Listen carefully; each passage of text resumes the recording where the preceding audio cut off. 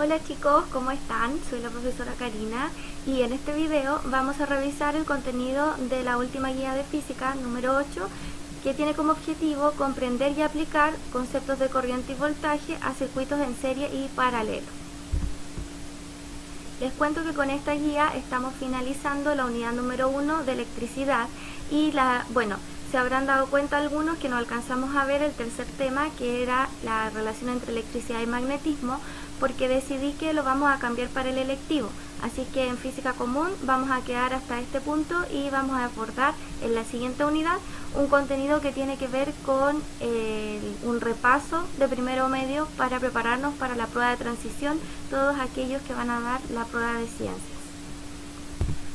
Siempre teniendo en claro que esta preparación no es suficiente porque es mucha la materia que entra en la prueba, así que vamos a enfocarnos en un contenido que entra bastante, que es la unidad de ondas. Pero después vamos a abordar eso. Ahora vamos a la guía número 8. Me voy a achicar para no tapar tanto el contenido que viene, así que ahora sí, vamos a los circuitos en serie y paralelo.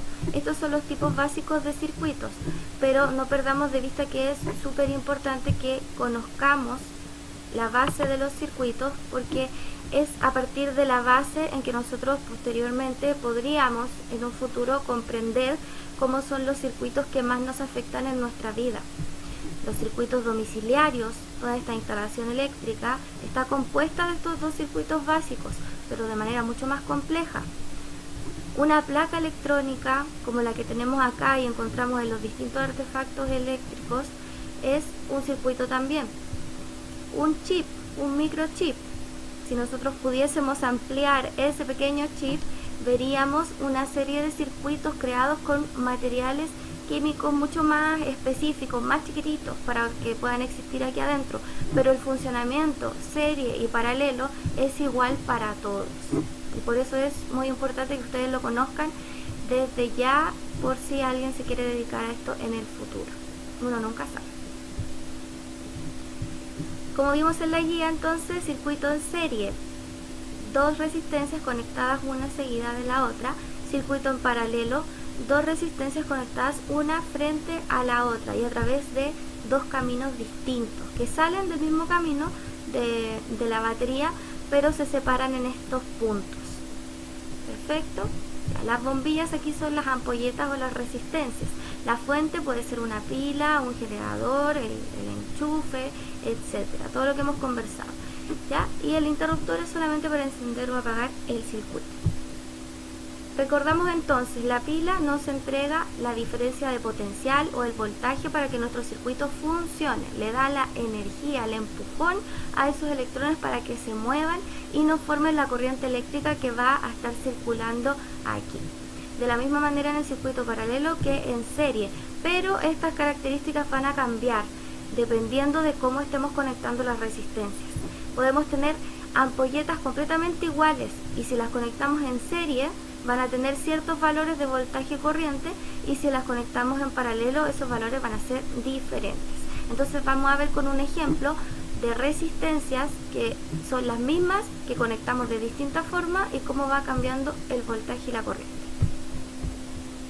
Caracterización de un circuito en serie. Tenemos aquí arriba el dibujo representativo de un circuito en serie con dos resistencias, una de 5 ohm y una de 10 ohm. Y una batería de 9 volts, que es esta que está acá. Este circuito se encuentra conectado en serie. Las resistencias están una al lado de la otra. ¿Cuál es el valor de la resistencia equivalente? Para calcularlo, simplemente tengo que sumar el valor de las resistencias y me da el valor de 15. Esto significa que si yo tengo un circuito con una resistencia de 15 ohm, el funcionamiento en cuanto a corriente y voltaje va a ser igual que el circuito anterior. Eso es lo que denominamos un circuito equivalente, porque encontramos esa resistencia equivalente.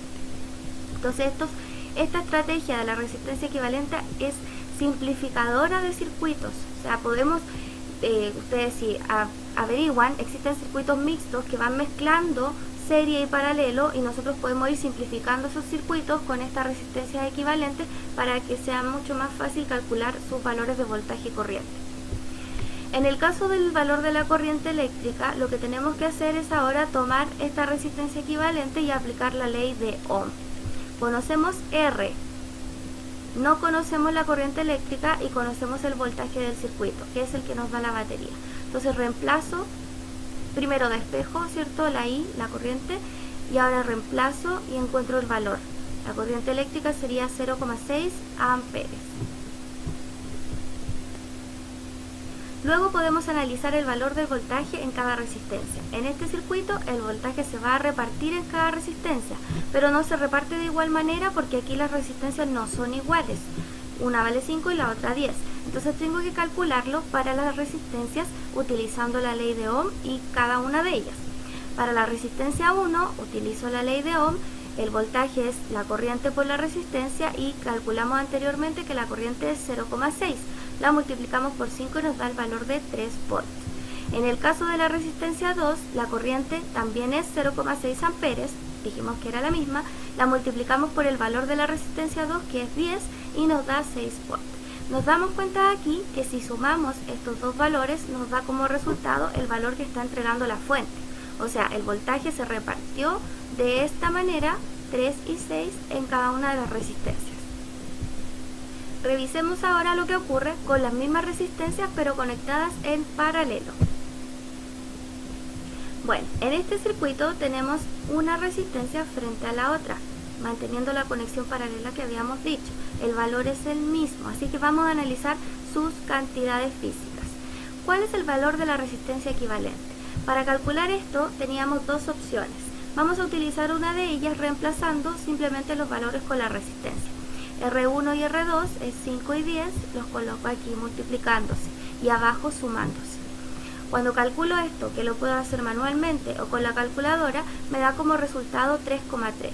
Esto significa que la resistencia equivalente a tener estas dos conectadas en paralelo es una resistencia de 3,3 ohm. Distinto a lo que ocurrió anteriormente. ¿Se acuerdan cuánto era la resistencia equivalente antes? La resistencia equivalente era 15 ohm. En cambio ahora la resistencia es solamente 3,3 ohm. Disminuyó mucho su valor. Vamos a ver ahora cuál es el valor de la corriente eléctrica. Aquí no especifiqué en realidad si era por cada una o en total. Así que lo vamos a hacer por cada una y después las podemos sumar y sacamos el total. Entonces, para la resistencia número 1, que es de 5 ohm, simplemente tengo que volver a usar la ley de Ohm. Reemplazo los datos con la corriente despejada, porque eso es lo que quiero encontrar. Divido 9 en 5 y me da como valor 1,8 amperes. Esa sería la corriente que pasó para este lado.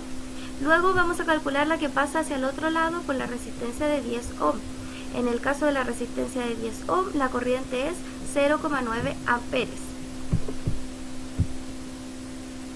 Podemos reflexionar con este ejemplo que si la corriente pasa por una resistencia menor de 5 ohm, va a pasar mucho más valor de corriente que cuando pasa por una resistencia mayor de 10 ohm, que pasan 0,9 amperes. Esto es evidente porque estas resistencias se resisten al paso de la corriente. O sea que a mayor valor de la resistencia, menor corriente va a poder pasar por ahí. Y se refleja en los datos que nosotros calculamos.